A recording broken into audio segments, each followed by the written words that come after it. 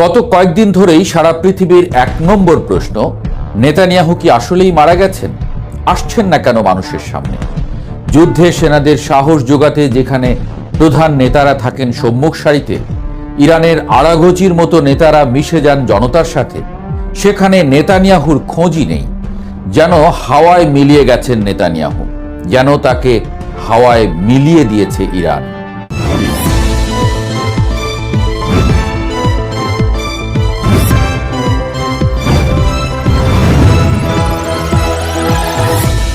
আর পারা যাচ্ছিল না।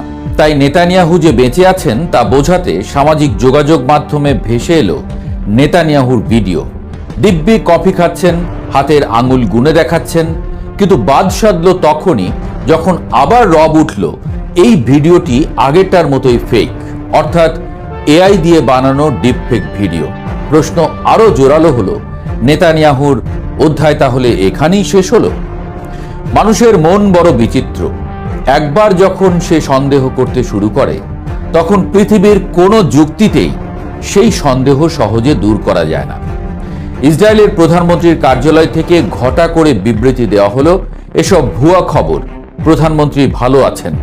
প্রমাণস্বরূপ ভেরিফাইড এক্স অ্যাকাউন্টে প্রকাশ করা হলো একটি ভিডিও, দৃশ্যপট জেরুজালেমের সাতাফ ক্যাফে। নেতানিয়াহু সেখানে কফি অর্ডার করছেন। বিক্রেতা কফি এগিয়ে দিলে তিনি চমৎকার ভঙ্গিতে বলছেন, দারুণ, ধন্যবাদ। নিজের মৃত্যুর গুঞ্জন নিয়ে রীতিমতো কৌতুক করছেন তিনি। বাঁ ও ডান হাতের আঙ্গুল গুনে দেখাচ্ছেন যে তিনি দিব্যি বেঁচে আছেন। কিন্তু ওই যে বললাম, মানুষের মন বড় বিচিত্র। মানুষ রায় দিয়ে দিচ্ছে ভিডিওটি ফেক, যদিও ইসরায়েল দাবি করছে ভিডিওটি আসল। যা হোক, ভিডিও প্রকাশের পরপরই সামাজিক যোগাযোগ মাধ্যমে শুরু হলো চুলচেরা বিশ্লেষণ। সাধারণ মানুষ তো বটেই, খোদ এক্সের কৃত্রিম বুদ্ধিমত্তার চ্যাটবট ব্রোকো জানিয়ে দিল যে এটি শতভাগ নিশ্চিত একটি এআই বা ডিপফেক। মানুষ ফ্রেম ধরে ধরে ভুল বের করতে শুরু করলো। কেউ দেখালো জাদুকরি পকেট, কেউ দেখালো কফির কাপটা মধ্যাকর্ষণ শক্তিকে বুড়ো আঙুল দেখিয়ে শূন্যে ভাসছে। আরেকজন তো ছবি জুম করে দেখিয়ে দিল কফির দিকে তাকাতেই নেতানিয়াহুর মুখের আকার গোলাকার থেকে হঠাৎ ডিম্বাকৃতি হয়ে গেল। কিভাবে? অনেকে বলল দৃশ্যপটটি বিশ্বাসযোগ্য মনে হলেও আদতে এটি একটি উন্নত প্রযুক্তির কাল্পনিক ভিডিও। মানুষের মনে ততক্ষণে একটি কথাই গেঁথে গেছে, নেতানিয়াহু জনসম্মুখে আসার মতো অবস্থায় নেই, অথবা ইরান তাকে সত্যি গায়েব করে দিয়েছে। এই গায়েব হয়ে যাওয়ার গুঞ্জনের পেছনে অবশ্য যথেষ্ট যুক্তিসঙ্গত কারণ আছে। মধ্যপ্রাচ্যের পরিস্থিতি এখন আর আগের মতো নেই। একটি সময় ছিল যখন ইসরায়েল চাইলেই যে কোনো দেশের উপরে বিমান হামলা চালিয়ে নিরাপদে বীর দর্পে ফিরে আসতে পারত। কিন্তু এখন দৃশ্যপট আমূল বদলে গেছে। ইরান নামক রাষ্ট্রটি এখন আর কেবল বিবৃতি, জাতিসংঘে নালিশ বা নিন্দার মধ্যেই নিজেদের সীমাবদ্ধ রাখেনি। 16 মার্চ পর্যন্ত ইরান মধ্যপ্রাচ্যের মানচিত্রে যেখানে যেখানে হামলা চালিয়েছে তার বর্ণনা শুনলে পিলে চমকে যাওয়ার জোগাড় হয়। ইসরায়েলের ভেতরে অত্যন্ত সুরক্ষিত সামরিক ঘাঁটিগুলোতে সরাসরি আঘাত হেনেছে ইরানের ব্যালিস্টিক মিসাইল ও ড্রোন। শুধু ইসরায়েলের মূল ভূখণ্ড নয়, ইরাক, সিরিয়া এবং লেবানন সীমান্তে থাকা ইসরায়েলি গুপ্তচর চৌকি এবং বেশ কয়েকটি গোপন মার্কিন ঘাঁটিতেও একের পর এক নিখুঁত হামলা চালিয়েছে তেহরান। ইসরায়েলের আকাশে এখন প্রতি রাতেই এক ভীতিকর সাইরেন বেজে ওঠে। তাদের বিখ্যাত আয়রন ডোম বা ডেভিড স্লিং এর মতো আধুনিক আকাশ প্রতিরক্ষা ব্যবস্থাগুলো যেন হঠাৎ করেই অকেজো হয়ে পড়েছে। ঝাঁকে ঝাঁকে আসা ড্রোন আর হাইপারসনিক মিসাইলের সামনে তারা পুরোপুরি অসহায়। ইসরায়েলের দিকে ধেয়ে আসা ইরানের এই ভয়ঙ্কর হামলা ইসরায়েল কোনোভাবেই ঠেকাতে পারছে না। সাধারণ মানুষের মনে তাই প্রশ্ন জাগাই স্বাভাবিক, যে দেশের আকাশ এতটা অরক্ষিত, সেই দেশের দুর্দণ্ড প্রতাপশালী প্রধানমন্ত্রী কি সত্যিই নিরাপদে আছেন? এখন প্রশ্ন হলো, পরিস্থিতি এই পর্যায়ে এলো কিভাবে? ইসরায়েল এবং যুক্তরাষ্ট্র আসলে শুরু থেকেই বেশ কিছু মারাত্মক ভুল করে এসেছে, যার খেসারত তাদের এখন দিতে হচ্ছে। রাজনীতিতে অতি আত্মবিশ্বাস অনেক সময় পতনের মূল কারণ হয়। প্রথম ভুলটি ছিল ফিলিস্তিনে, বিশেষ করে গাজায় মাসের পর মাস ধরে সীমাহীন ধ্বংসযজ্ঞ চালিয়ে বিশ্বের সাধারণ মানুষের সহানুভূতি চিরতরে হারিয়ে ফেলা। এরপর যখন তারা দামেস্কে ইরানি কনসুলেটে বা অন্যত্র ইরানের শীর্ষ সেনা কর্মকর্তাদের একের পর এক হত্যা করতে শুরু করলো, তখন তারা ভেবেছিল ইরান হয়তো আগের মতোই শুধু কঠিন প্রতিশোধের ফাঁকা বুলি আউড়ে চুপ হয়ে যাবে। এই হিসাবের বড় ধরনের গরমিলে আজ তাদের চরম মূল্য চোকাতে হচ্ছে। তারা বুঝতে পারেনি যে দশকের পর দশক ধরে ইরান ছায়াযুদ্ধের যে জাল বিছিয়েছে এবং অ্যাক্সিস অফ রেজিস্ট্যান্স তৈরি করেছে, তা এখন সরাসরি যুদ্ধে রূপ নিতে প্রস্তুত।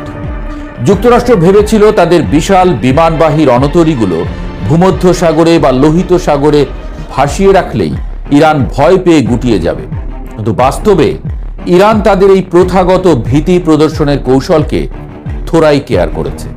পশ্চিমারা এখন রীতিমতো আতঙ্কে দিন পার করছে।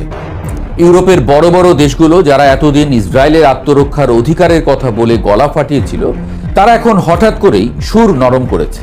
তারা স্পষ্ট বুঝতে পারছে যে মধ্যপ্রাচ্যে একটি সর্বাত্মক যুদ্ধ শুরু হলে তার আঁচ সরাসরি ইউরোপের গায়ে এসেও লাগবে। তারা এখন দুই পক্ষকেই শান্ত হওয়ার আহ্বান জানাচ্ছে। পশ্চিমারা এখন এক অদ্ভুত দোটানায় ভুগছে। তারা ইসরায়েলকে বাঁচাতে চায় ঠিকই, কিন্তু ইরানের মতো একটি অপ্রতিরোধ্য শক্তির সাথে সরাসরি যুদ্ধে জড়িয়ে পড়ার সাহস বা সামর্থ্য কোনোটাই এখন তাদের নেই। তো পশ্চিমা নিষেধাজ্ঞার জাঁতাকলে পিষ্ট একটি দেশ কিভাবে এত উন্নত সামরিক প্রযুক্তি তৈরি করলো? এর উত্তর লুকিয়ে আছে তাদের অসীম ধৈর্য এবং নিজস্ব প্রযুক্তির উপর অটল নির্ভরতার মধ্যে। দশকের পর দশক ধরে মাটির নিচে পাহাড়ের গুহায় তারা তৈরি করেছে বিশাল সব মিসাইল কারখানা। বিপরীত প্রকৌশল বা রিভার্স ইঞ্জিনিয়ারিং এর মাধ্যমে তারা নিজেদের ড্রোন প্রযুক্তিকে এমন এক উচ্চতায় নিয়ে গেছে যে আজ পরাশক্তিরাও তাদের কাছ থেকে সামরিক ড্রোন কিনতে আগ্রহী। পাশাপাশি বিশ্ব রাজনীতিতে মেরুকরণের কারণে তারা রাশিয়া এবং চীনের মতো পরাশক্তির কাছ থেকে নিরবচ্ছিন্ন কৌশলগত সহায়তা পেয়ে আসছে। ফলে সামরিক শক্তিতে তারা এখন মধ্যপ্রাচ্যের অঘোষিত গেম চেঞ্জার। ইসরায়েল ও যুক্তরাষ্ট্র এই দুই পরাক্রমশালী দেশ মিলেও ইরানের সাথে পেরে উঠছে না। এটি যেন এই শতাব্দীর অন্যতম বড় বিস্ময়। যুক্তরাষ্ট্রের মতো একটি সুপার পাওয়ার আজ কেন এতটা বিব্রত? কারণ হলো তারা এখন একসঙ্গে বহু ফ্রন্টে যুদ্ধে জড়িয়ে পড়েছে এবং নিজেদের সামর্থ্যের বাইরে পা বাড়িয়েছে।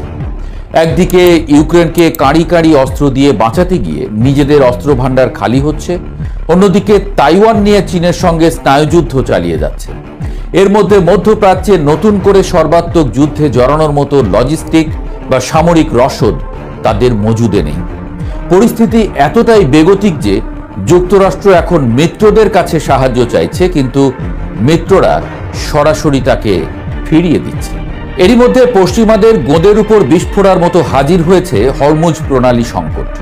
ইরান খুব নীরবে বিশ্বের সবচেয়ে গুরুত্বপূর্ণ এই নৌপথে মাইন পেতে রেখেছে বলে খবর ছড়িয়ে পড়েছে। এই একটি প্রণালী দিয়ে বিশ্বের প্রায় 20% জ্বালানি তেল পরিবাহিত হয়। এই পথ বন্ধ হয়ে যাওয়া মানে বিশ্ব অর্থনীতির হৃৎপিণ্ড সাময়িকভাবে স্তব্ধ হয়ে যাওয়া। তেলের বাজার কি শান্ত হবে? এই প্রশ্নের উত্তর আপাতত না। আন্তর্জাতিক বাজারে জ্বালানি তেলের দাম ইতোমধ্যে আকাশ ছুঁতে শুরু করেছে। হু হু করে বাড়ছে জাহাজের বীমা ও পরিবহন খরচ, আর তার সরাসরি প্রভাব পড়েছে প্রতিটি দেশের নিত্য প্রয়োজনীয় জিনিসপত্রের উপর। যুদ্ধ শুধু মধ্যপ্রাচ্যে হচ্ছে, কিন্তু তার উত্তাপ ছড়াচ্ছে সারা বিশ্বের সাধারণ মানুষের রান্নাঘরে। পৃথিবীতে কোনো সাম্রাজ্যই চিরকাল টিকে থাকে না। একসময় রোমান সাম্রাজ্যের পতন হয়েছিল, ব্রিটিশ সাম্রাজ্যেও সূর্য ডুবেছে। ইসরায়েল এবং যুক্তরাষ্ট্রের বর্তমান এই অসহায়ত্ব দেখে অনেকের মনেই প্রশ্ন জাগছে, মধ্যপ্রাচ্যে পশ্চিমা আধিপত্যের কি তবে অবসান ঘটতে চলেছে? নেতানিয়াহু অধ্যায় শেষ হলো কিনা তা হয়তো আগামী কয়েকদিনের মধ্যেই পরিষ্কার হয়ে যাবে, কিন্তু ইরান যে ইসরায়েলের বুকে কাঁপন ধরিয়ে দিয়েছে এবং বিশ্ব রাজনীতির পুরনো হিসাব নিকাশ চিরতরে পাল্টে দিয়েছে, তা আর অস্বীকার করার কোনো উপায় নেই।